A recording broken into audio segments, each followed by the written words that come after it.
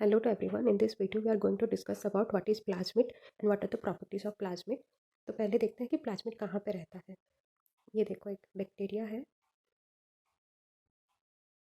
ये सारा सीलिया है। मैं एक लंबा वाला बना दे रही हूँ, एक फ्लैजेला है और देखो बैक्टीरिया है। इसके अंदर क्या क्या रहते हैं? इसके अंदर बैक्टीरिया का एक अपना क्रोमोजोम रहता है और उसके साथ और एक ऐसे गोल वाला से रहता है जिसको हम लोग बोलते हैं प्लाज्मिड। और ये क्या रहता है? ये रहता है बैक्टीरियल क्रोमोजोम। BC में लिख रही हूँ, इसका मतलब है bacterial chromosome.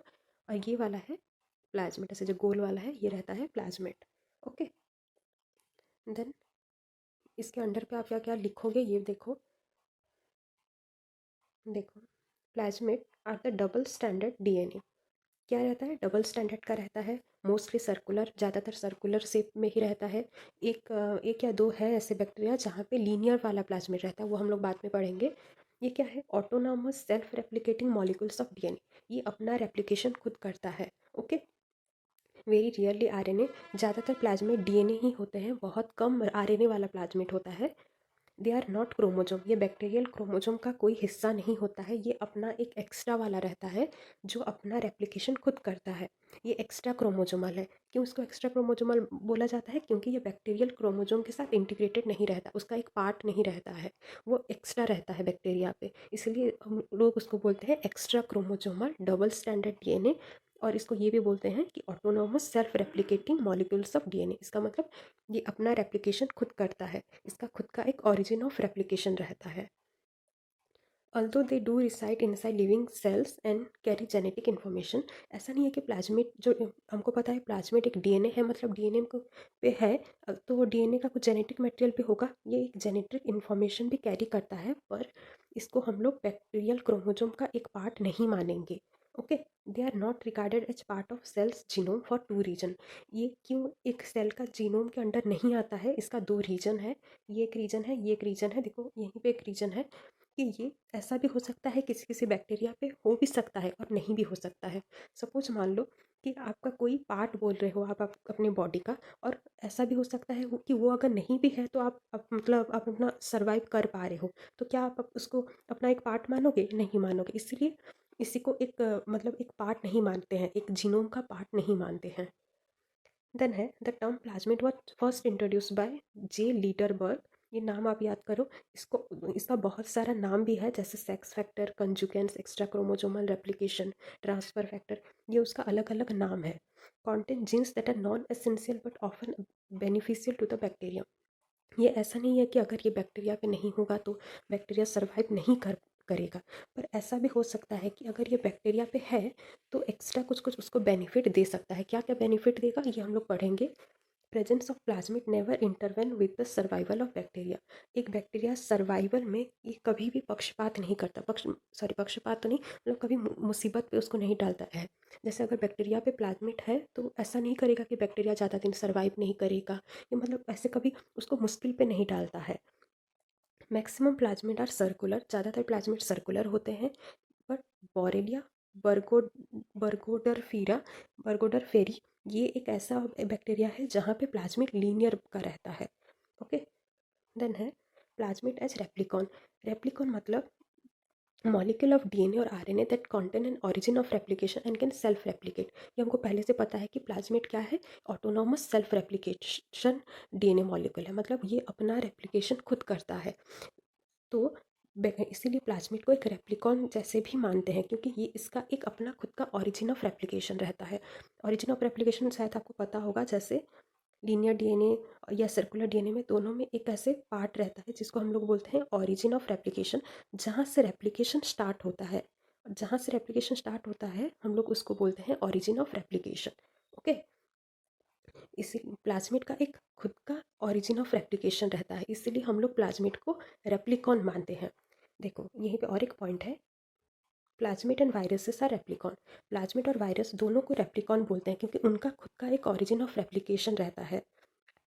as they have their own origin of replication, even though they rely on the host cell to provide energy, raw material and many enzyme activity.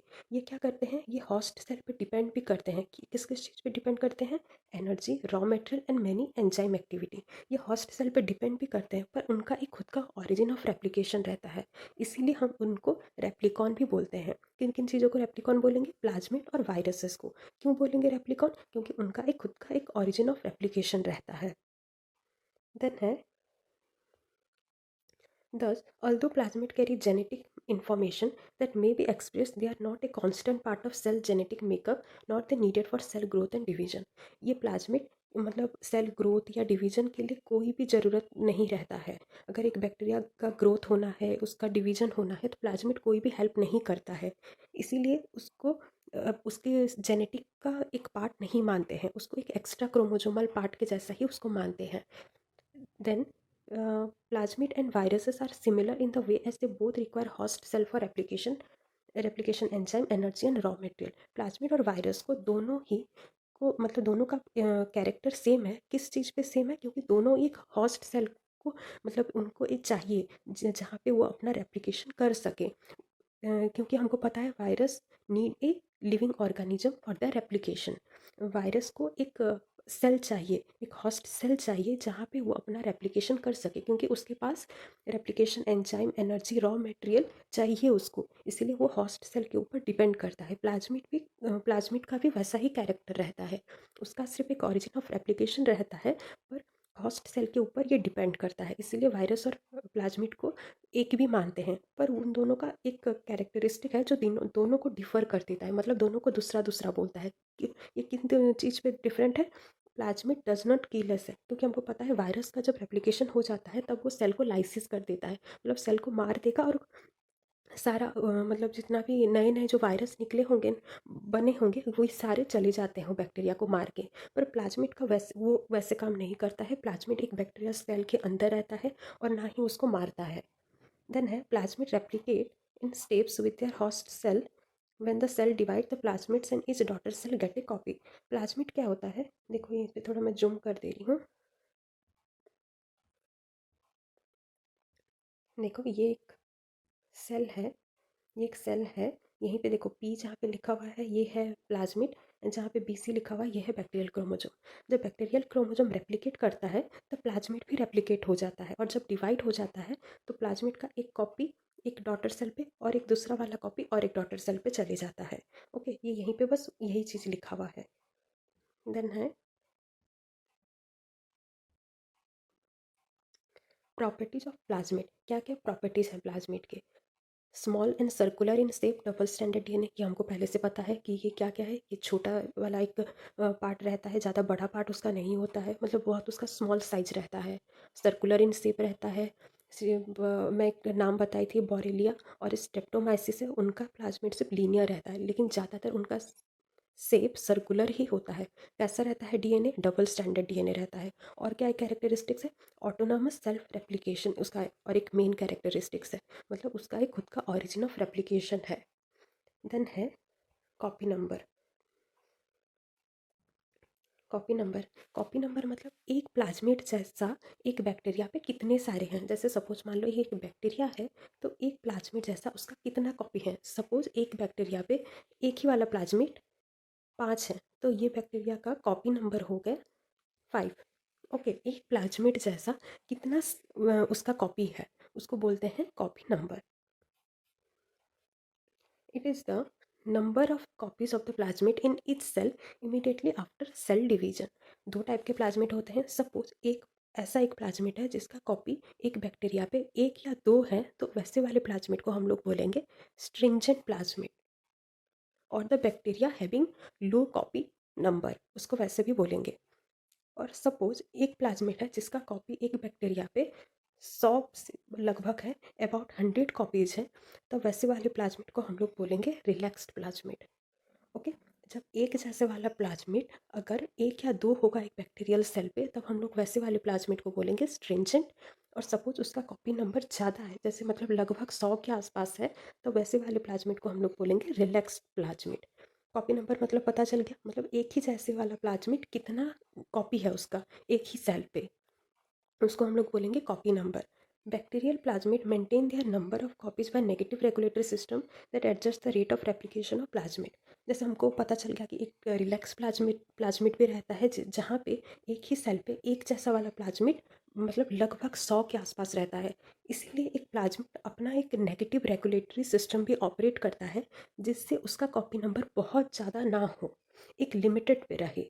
ये इसलिए इसके पास एक नेगेटिव रेगुलेटरी सिस्टम भी रहता है, जिससे वो अपना कॉपी नंबर एक लिमिट पे कर सके। देन है हॉस्ट रेंज। मतलब देखना आपके घर पे भी कोई होंगे या आपके कोई दोस्त होंगे, मतलब सिर्फ अपने फैमिली वालों के साथ ही घुल मिल पाते हैं ज़्यादा, मतलब दूर वाले रिश्तेदार उनके साथ वो ज़्यादा मिल नहीं पाते हैं। वैसे वाले दोस्त लोगों को ना आप बोलोगे नैरो हॉस्टेंज प्लाज्मिड। मतलब जो प्लाज्मिड मतलब थोड़ा ही सिर्फ क्लोजली रिलेटेड बैक्टीरिया पे सिर्फ रहेंगे उनको बोलेंगे नैरो हॉस्टेंज प्लाज्मिड। और देखना आपके कुछ कुछ दोस्त लोग होते हैं, आप चाहो मतलब कितने भी दूर वाले रिश्तेदार के घर पे आप उनको रख दो, वो लोग बहुत अच्छे से घुल मिल जाते हैं। वैसे वाले को हम लोग बोलेंगे ब्रोड। मतलब ब्रोड बोलते हैं ना, उनका माइंड बहुत ब्रोड है, किसी के साथ भी घुल मिल जाते हैं। वैसे ही ब्रोड हॉस्ट रेंज प्लाज्मिड, जो मतलब बहुत सारे बैक्टीरिया स्पेसिस पे वो लोग रह पाते हैं। दे सम प्लाज्मिड, जैसे उसका एक एग्जांपल है INCP of E coli can be transfer to and maintain in bacteria of a large number of species. वैसे वाले को हम लोग बोलेंगे ब्रोड हॉस्टेंज प्लाज्मिड। और जो सिर्फ एक limited number of closely related bacteria पे रह पाएंगे, एग्जिस्ट करेंगे, वैसे वाले प्लाज्मिड को हम लोग बोलेंगे narrow host range plasmid. Then third point है इनकॉम्पैटिबिलिटी। इनकॉम्पैटिबिलिटी मतलब it refers to the ability of two different plasmid to coexist stably in the same bacterial cell. अगर दो टाइप के अगर प्लाज्मिड एक सेल पे बहुत अच्छे से रह पा रहे हैं, मतलब एक स्टेबल की तरह रह पा रहे हैं, तब हम लोग बोलेंगे उस ग्रुप में उन दोनों को बोलेंगे मतलब उनका एक कंपैटिबिलिटी है कि वो लोग दूसरे दूसरे के रीजन के हैं फिर भी एक साथ रह पा रहे हैं। ओके। देन है ट्रांसफरेबिलिटी। कुछ कुछ प्लाज्मिड होते हैं जो एक बैक्टीरिया से दूसरे बैक्टीरिया भी जा पाएंगे और वहाँ पे रह भी पाएंगे। वैसे वाले प्लाज्मिड को हम लोग बोलते हैं कि इनका एक ट्रांसफ़र पावर है। और क्यों होता है, क्यों वो लोग एक दूसरे बैक्टीरिया से दूसरे बैक्टीरिया को जा पाते हैं, क्योंकि उनके पास एक ट्रा प्लस का एक जीन रहता है। जिन जिन प्लाज्मिड के पास ट्रा प्लस मतलब ट्रांसफ़र पॉजिटिव वाला जीन रहेगा, उन वो लोग एक बैक्टीरिया से दूसरे बैक्टीरिया जा पाएंगे। देखो यहीं पे लिखा हुआ है certain plasmid have the ability to transmit from one bacterium to another mostly through conjugation. तो कंजुगेशन से ही वो लोग जा पाएंगे। जैसे कंजुगेशन पे देखे होगे, जैसे एक बैक्टीरिया रहता है, उसके बीच में से एक ब्रिज बना रहता है, यहीं पे बैक्टीरियल क्रोमोजोम रहेगा। और मैं एक दूसरा कलर ले लेती हूँ उसके लिए, और ये सपोज है आपका प्लाज्मिड। तो ये प्लाज्मिड ऐसे चला जाता है दूसरे बैक्टीरिया के अंदर। वैसे वाले ये किस लिए जा पाते हैं, क्योंकि इसके पास एक ट्रा प्लस का जीन है। जिन जिन प्लाज्मिड के पास एक ट्रांसफर पॉजिटिव का जीन होगा, वो ही वाले प्लाज्मिड ही सिर्फ एक बैक्टीरिया से दूसरे बैक्टीरिया को जा पाएंगे। ओके। देन और क्या क्या लिखा हुआ है ये देखते हैं। This transfer is possible only because of the presence of TRA gene. Okay, many medium-sized plasmids such as F type and P type plasmid can do this. कौन कौन से वाले प्लाज्मिड जा पाएंगे, ज़्यादातर F टाइप और P टाइप। और ये सारे कैसे वाले प्लाज्मिड होते हैं, मीडियम साइज, इनका साइज थोड़ा बड़ा रहता है, इसीलिए ये लोग मतलब एक बैक्टीरिया से दूसरे बैक्टीरिया जा पाएंगे। Since plasmid transfer requires over 30 genes, only medium और large size plasmid possess the ability. ये लोग क्यों जा पाते हैं एक बैक्टीरिया से दूसरे बैक्टीरिया, क्योंकि इनका साइज़ बड़ा रहता है। अगर साइज़ बड़ा रहेगा तो उनके पास जीन भी बहुत सारे होंगे, और एक बैक्टीरिया से दूसरे बैक्टीरिया जाने के लिए कम से कम 30 जीन की ज़रूरत होती है। अगर 30 जीन चाहिए तो उनका साइज भी तो बड़ा होना चाहिए ना, इसीलिए सिर्फ मीडियम साइज वाले प्लाज्मिड ही एक बैक्टीरिया से दूसरे बैक्टीरिया जा पाते हैं। ज़्यादातर ऐसा ही केस होता है। ओके, कुछ कुछ मतलब हो सकता है एक्सेप्शनल, बट ज़्यादातर इनके मतलब जो यहाँ से एक बैक्टीरिया से दूसरे बैक्टीरिया जा पाते हैं उनका साइज थोड़ा बड़ा होता है। Very small size plasmid such as the col E plasmid do not have the enough DNA to accommodate the genes. जो स्मॉल साइज के प्लाज्मिड होते हैं, जैसे कॉल ई प्लाज्मिड का एग्जांपल लिया गया है, उनके पास इतना साइज बड़ा नहीं होता कि उनके पास एक ट्रांसफ़र पॉजिटिव का जीन होगा। और अगर ट्रांसफ़र पॉजिटिव का जीन उनके पास नहीं है तो एक बैक्टीरिया से दूसरे बैक्टीरिया वो लोग जा नहीं पाएंगे।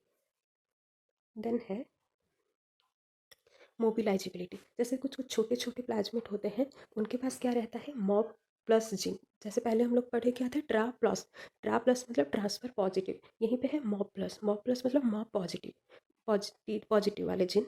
वैसे वाले भी उन which is responsible for self transferable, not all transfer negative plasmid are mob plus. Then है प्लाज्मिड रेप्लिकेशन। प्लाज्मिड किस किस मतलब किस तरह से वो अपना रेप्लिकेट करता है। एक है रेप्लिकेट लाइक बैक्टीरियल क्रोमोजोम और एक है रोलिंग सर्कल रेप्लिकेशन, ये और एक वीडियो पे होगा ये दोनों का। देन है फंक्शन, इनका फंक्शन क्या है। देखो, अगर आप प्लाज्मिड को अगर समझना चाहते हो तो आप ऐसे एक सिली सा एक एग्जांपल ले लो। देखो कुछ कुछ देखना, आपके घर पे गेस्ट आते हैं, मतलब कुछ कुछ गेस्ट ऐसे आते हैं कि मतलब वो मतलब आपके घर को ना मतलब अपना ही घर समझ लेते हैं। उन लोगों को जो खाना मतलब खाना कुछ उनको मन है खाने के लिए, तो वो लोग अपना खाना भी बनाते हैं। ये ऐसे नहीं सोचते हैं कि मतलब हम लोग किसी के घर आए हैं, जो देंगे हमको खाना चाहिए। ये लोग अपने मतलब आपके घर को अपना मान लेते हैं। मतलब सपोज़ आपको भी अगर कुछ मन लगेगा खाने के लिए और आप उनको बोलोगे कि मेरे लिए ये बना दोगे, तो वो लोग बहुत खुशी से मतलब बना देते हैं। और उन लोगों का भी जो मन होगा ना, वो लोग वैसा ही वाला खाना बनाते हैं। वो अपने हिसाब से उठेंगे आपके घर पे, मतलब मेहमान जैसे वो लोग नहीं समझते, आपके घर को भी वो अपना ही घर समझते हैं। बस वैसे वाले कॉन्सेप्ट को ना आप अपने प्लाज्मिड पे लगा दो। प्लाज्मिड भी एक गेस्ट जैसा ही है, एक बैक्टीरिया सेल के अंदर रहता है, पर वो आपके फैमिली का हिस्सा नहीं रहता है। और ऐसा भी नहीं कि वैसे वाले जो मेहमान हैं वो आपको मतलब कभी कभार परेशान करते हैं, वो आपको कभी परेशान भी नहीं करते हैं, और कभी कभार आपको हेल्प भी कर देते हैं। वैसे ही है प्लाज्मिड भी कभी बैक्टीरिया को किसी भी प्रकार का नुकसान नहीं करता है। उल्टा कभी कभार कुछ कुछ प्लाज्मिड ऐसे भी हैं जो कभी कभार बैक्टीरिया को बेनिफिट भी करते हैं। तो क्या क्या बेनिफिट करते हैं ये समझते हैं। बेनिफिट मतलब जैसे कुछ कुछ बैक्टीरिया होते हैं, मतलब कुछ कुछ एंटीबायोटिक्स से वो लोग मर जाते हैं। तो ये प्लाज्मिड क्या करता है, उस एंटीबायोटिक से उनको एक रेजिस्टेंस प्रोवाइड करता है। जैसे एम्पिसिलिन रेजिस्टेंस, अगर जिस बैक्टीरिया की प्लाज्मिड पे एम्पिसिलिन रेजिस्टेंस का जीन होगा, वैसे वाले बैक्टीरिया को आप अगर एक एम्पिसिलिन मीडियम पे अगर उस बैक्टीरिया को रख दोगे ना, वो नहीं मरेगा, क्योंकि उसके पास एक एम्पिसिलिन रेजिस्टेंस जीन है। और रेजिस्टेंस जीन कहाँ पे होता है, वो वाले ampicillin resistant antibiotic resistant gene वो सारे प्लाज्मिड पे रहते हैं। Okay. Gene product encoded by plasmid provide resistance to substances such as heavy metal and antibiotics. इनके पास क्या होता है, एक एंटीबायोटिक रेजिस्टेंस का जीन होता है, जो बैक्टीरिया को सपोज अगर उस बैक्टीरिया वैसे वाले मीडियम पे आ गए तो उनको मरने नहीं देता है। Use as vector in genetic engineering, ये सभी को पता होगा। देन है gene encoded by plasmid include enzyme which help in synthesis of pilus, hormone synthesis in E. coli and Pseudomonas respectively। ये तीनों एक फंक्शन है, लेकिन पहला जो इंपॉर्टेंट फंक्शन है ये है। Gene product encoded by plasmid provide resistance to substances such as heavy metal and antibiotics। Then देखते हैं प्लाज्मिड का जीनोम कैसे रहता है। हमको ये पता है कि प्लाज्मिड का जीनोम डबल स्टैंडर्ड रहता है, और सिर्फ सिंगल वाला वो बोरेलिया और स्ट्रेप्टोमाइसिस पे ही होता है। पर ज़्यादातर डीएनए प्लाज्मिड का डीएनए सर्कुलर ही होता है। तो देखो, अगर एक प्लाज्मिड, ज़्यादातर प्लाज्मिड के पास एक ये वाला ऐसे रेजिस्टेंस जीन एक होता है, एक रेप्लिकेशन जीन होता है। रेप्लिकेशन जीन मतलब एक रेप्लिकेशन होते टाइम जो जो चीज़ की जो ज़रूरत होती है ना, ये जीन ही प्रोवाइड करता है। तो मैक्सिमम मैक्सिमम तो नहीं, सारे प्लाज्मिड के पास एक रेप्लिकेशन वाला जीन होता है। और उनके पास क्या होता है, एक और आई सी जहाँ से रेप्लिकेशन स्टार्ट होता है। अगर वो एक बैक्टीरिया से दूसरे बैक्टीरिया जा पाएगा, तब उसके पास एक ट्रा जीन भी होगा। ट्रा जीन मतलब transfer positive gene. So that's it for the video, thank you.